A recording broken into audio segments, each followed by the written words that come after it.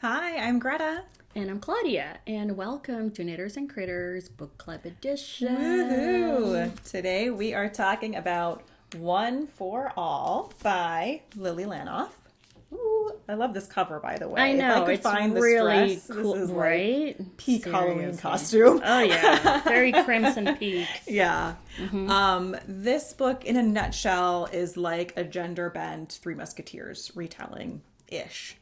I loved it. How did you like it? I loved it. A big part of the plot of this book is that the main character Tanya, aka D'Artagnan, Tanya. Yeah. Anyway, it sounds similar. Okay, just trust me. She has a disability. It's a heart issue, a blood pressure issue that she has that sort of renders her unmarriageable. I mean, this is in the time of the Musketeers. Yeah. And, the smallest, we were talking about this earlier, like the smallest thing on you, a mole, some sort of like fainting thing that you had, Right. made you unmarriageable. Pretty much, if you weren't perfect, there was something wrong with you. Yeah, and you were probably being punished by God. And you might be wicked, who knows? Probably. So she is this young girl who, would love to be a musketeer someday because her father is a renowned musketeer and, or was. Before he retired. Right. But, all her parents are thinking about right now is getting her married off because, she's older than 13. So. Yeah, get her married off now and settled before anyone finds out that she has Old this enough condition. to bleed. Old enough to breed. Right. Well, Yeah, that's how it was. Yeah. It might be again. I mean, didn't Missouri just reinstitute paddling? oh, God. Let's schools. not talk about Missouri. Missouri. All right. So anyway, Tanya is, she has this disability that causes her to kind of faint and get dizzy and all of that, and that causes problems on a number of levels. Right. Her mom just wants to see her married, and the book kind of opens on one of these attempts to see her paired off with someone, and unfortunately that does not go well, and there's a lot of the prospective mother-in-law becomes a total Karen who is like, oh, Karen, because it's set in France, who's like, how dare you try to, Con us into taking your defective daughter. Yeah, like for our lineage, blah, blah, blah.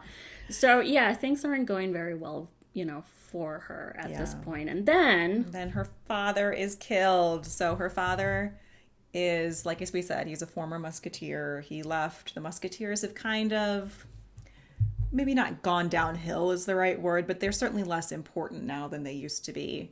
And he dies under very mysterious circumstances. And people are telling Tanya just to let it go. It happened. It's too late. There's nothing you can do about it. But she's like, no, he was murdered and I'm going to figure out who did this.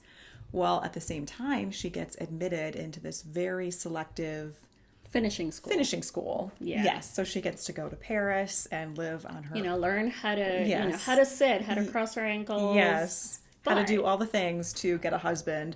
Oh, and also spy for the King of France. Yeah. Because it's just a front. The finishing school is just a front for what they're really doing. So this is where she meets the rest of the Musketeers. The rest of the Musketeers, whose names all have vanished out of my brain. So I am Portia, sorry. Aria, oh my gosh, and Thea. Gosh. And Thea. There you go. There we go. We've got them all. Yeah. Yes. Porthos, Aramis, and the other one. And the other one. Athos. Athos, there you go. Oh my gosh, this is so bad. I promise we've had coffee. It just doesn't seem like it. I'm having extra caffeine too. Like, seriously. I loved the relationships between the girls. There's something we get more and more nowadays, but I know when I was growing up, it seemed like it was a really rare thing to see groups of girls in the same area getting along and not being like in direct competition with one another or catty. And these girls never were. Yes, there were moments where they didn't like always get along or agree, but it was never a place of like petty jealousy. Right, or trying to undermine each other. Yeah. Like that never happens. Their friendship doesn't waver. And that is nice. That is like reassuring as a reader that you're, you know, you're not going to have to worry about that crap. Yeah. I loved it. I felt like the three girls and Tanya, like they were all different. They weren't just, you know, some sort of stereotype or archetype or whatever.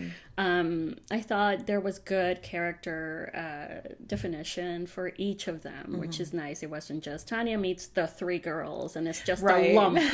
You know? And the three girls could be interchangeable. One is brunette, one is blonde, and one is a redhead. Exactly. Right? Yeah. Saved by the Bell shortcut to character development. Exactly. So is this her first book? I think so. Yeah. Good job. Yeah, it was really good. I enjoyed it a lot. It was very tightly paced. Yeah.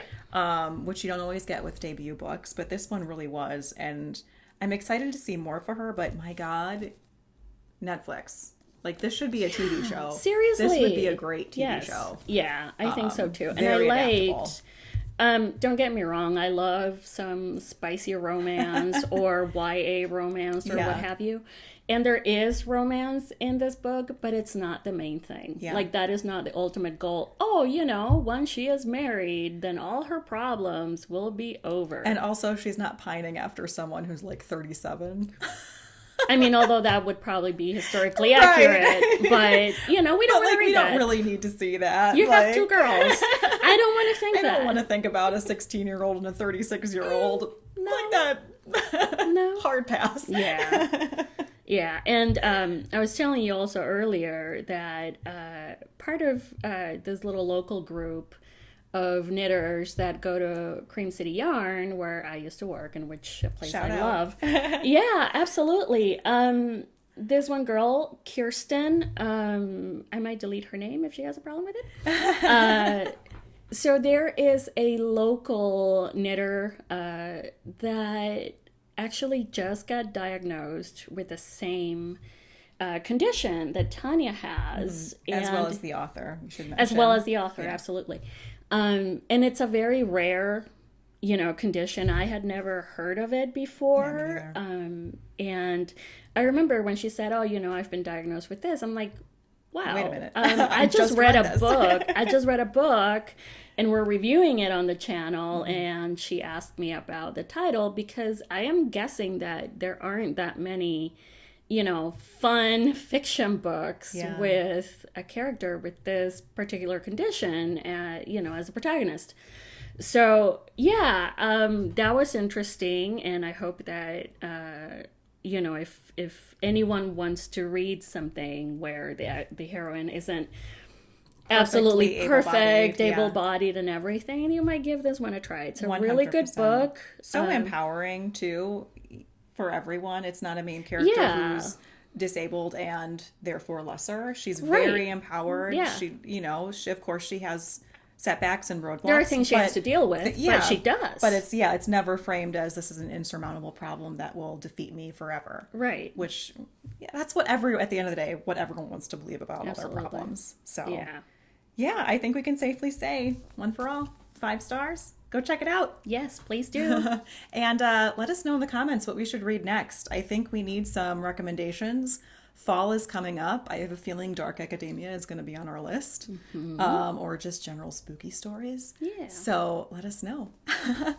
All right. As always, like and subscribe to our channel. We really appreciate that. And have a good one. Next time. Bye.